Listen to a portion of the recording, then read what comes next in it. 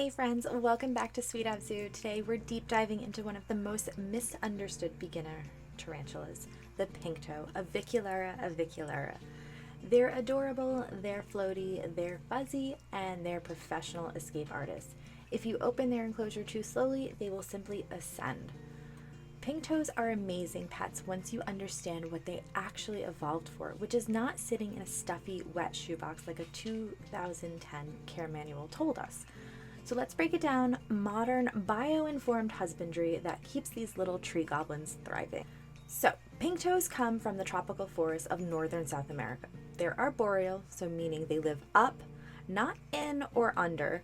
They spend most of their time in elevated foliage, building silken tubular retreats between branches where airflow is constant and humidity is ambient, not swampy. So these little tubular things, they kind of look like little silk socks.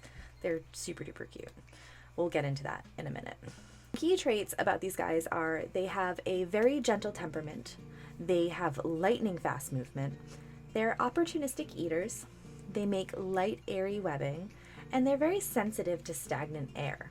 So think of them as tiny, fluffy ventilation enthusiasts. They thrive when air moves, the humidity settles naturally, and the environment has layers of vertical structure they can convert into a custom little loft apartment. Okay, so let's talk enclosure since I'm the enclosure girly. I'm not going to give you exact dimensions because every manufacturer is different. Dimensions in the hobby seem to change all the time, and what really matters is the design, not the actual inches. So the goal for a pink toe habitat is simple. We want it to be tall, breathable, cluttered, but intentionally. So look for an enclosure that supports vertical climbing.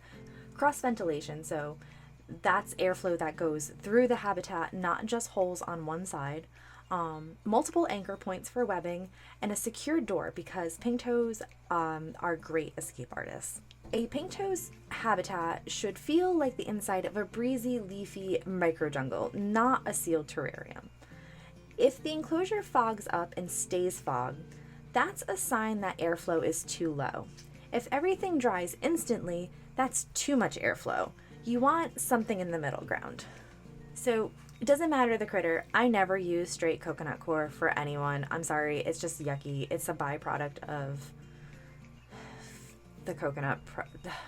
We're not going to get into that. That's just a whole nother thing. It's dusty. It doesn't do what it should do. It's yucky.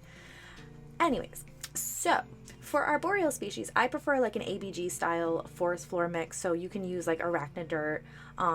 It helps maintain humidity organically and creates a stable microclimate without turning the enclosure into a swamp.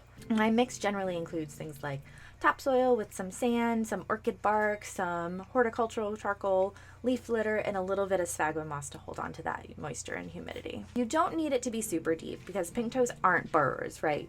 But a naturalistic substrate helps stabilize the humidity and supports the look of a natural forest, and I think that looks really nice instead of like a hamster cage with coconut coir. The furniture is actually more important than the floor.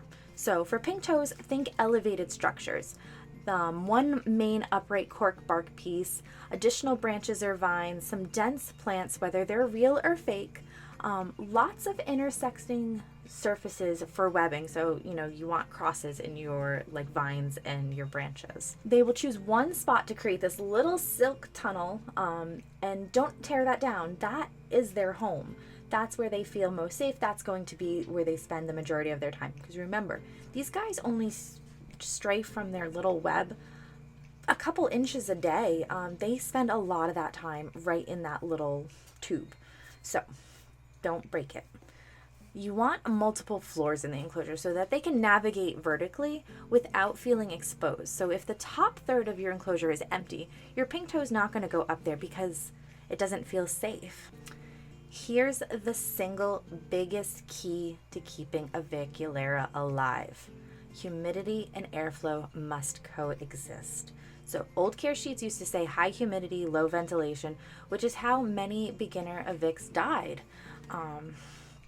So the modern approach: maintain moderate humidity via substrate and a water dish.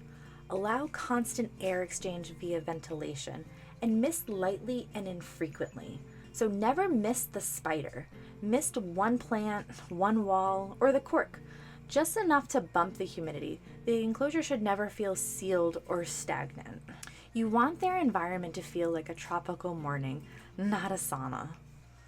Pink toes don't need extreme heat. Room temperature in most homes works perfectly fine as long as it's consistent.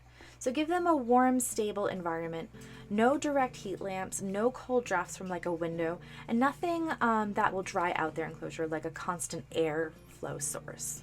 Feeding pink toes is easy because they're opportunistic. Slings eat more frequently, juveniles eat about weekly, and adults every 7 to 10 days. I usually offer crickets, dubias, or mealworms as a treat. They don't need huge meals. Honestly, they're like little Pilates moms of the tarantula world. Like one cricket here and there, and they're set for the week. Definitely remove any uneaten food after 24 hours. They will not go get a cricket if it annoys them. They will simply just relocate somewhere. They're not a hunter. They'll only eat if they are hungry. Please give them a water dish. Even arboreals drink, and it naturally stabilizes humidity without you needing to mist constantly. So a shallow, small water dish fits perfectly on the floor. Pink toes are calm but fast. Their first defense is to run, not bite. They will absolutely teleport if startled. If you do handle, which I don't really suggest, do it low to the ground and let them walk at their own pace. They're curious, they're light-footed, and they love to climb upward. So be prepared to gently redirect them unless you want a tarantula exploring your ceiling fan. And that's the modern pink toe care guide. No swamp cages, no soggy dirt, just beautiful vertical ecosystems that keep this species thriving. If you loved this deep dive, let me know which care guide you want to do next, or if you want more Sweet Ave Zoo chaos and critter education, hit that follow button and come hang out with me and the whole crew. Thanks.